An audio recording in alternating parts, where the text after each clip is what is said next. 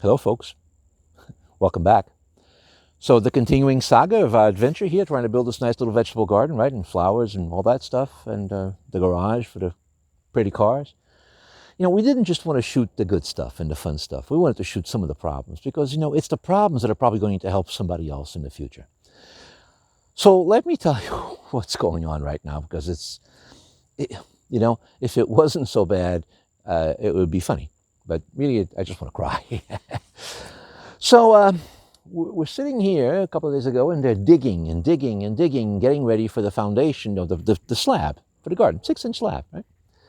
And they dig out the whole thing, this big rectangular, and then the contractor says to me, "What grade would you like?" And I said, "I don't know, what grade?" He says, "Well, if you start at the grade of the ground here, you're going to be below grade over there because it's a mountain, right? We're on a mountain. So, if you're here, grade here, you're below grade, which means you need some kind of retaining wall, which can be done with boulders. I got tons of rock here, And he said, but because you're going this way with your grade, and there's a door here, that means something would have to be dug out a little bit here and a couple of little retaining walls for the door."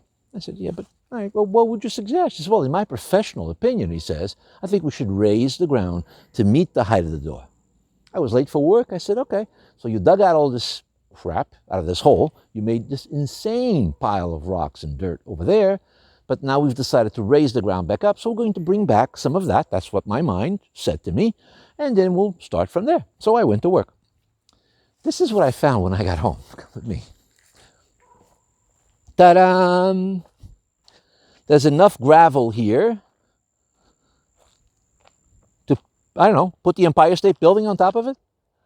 There's 3 feet of gravel here. 3 feet. So when they talked about raising, they weren't talking about bringing that stuff over there. Over there, Jason. Thank you. Right? That pile of shit over there, they could have brought over here and filled in. No. They went out and bought thousands upon countless thousands of dollars of gravel. There's 3 feet of gravel. So I get home and I say to the contractor, "Oh my God, what is this?" He said, "Well, you said to raise it." I said, "Yeah, but I thought we were going to do the dirt." "No, you got to do gravel." "Okay, fine." I said, "How much did this cost?" He said, "A few thousand, plus the excavation costs." "Okay, well, it's done. What am I going to do?"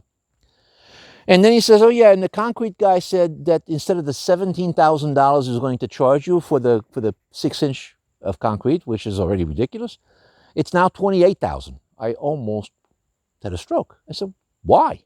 He said, "Well, we're 3 feet higher now. They got to fill this all in with concrete." I don't know. It appears to me that we are having a failure to communicate. Don't get me wrong. I like my contractor. He's a terrific guy. I love him. He's a great person. But I don't think that he considers the costs. I think he likes to dig. And so the problem is that his professional opinion is definitely not in sync with my professional pocketbook, because I can't afford to spend that kind of money. I like to live like I'm a rich guy, but I'm actually not. So I have to do something. So I'm for the moment, temporarily, just momentarily, I'm going to bring the project to a halt and look around for other people. And I'm probably going to have to switch contractors or just do something. I have to do something. I cannot continue along this path.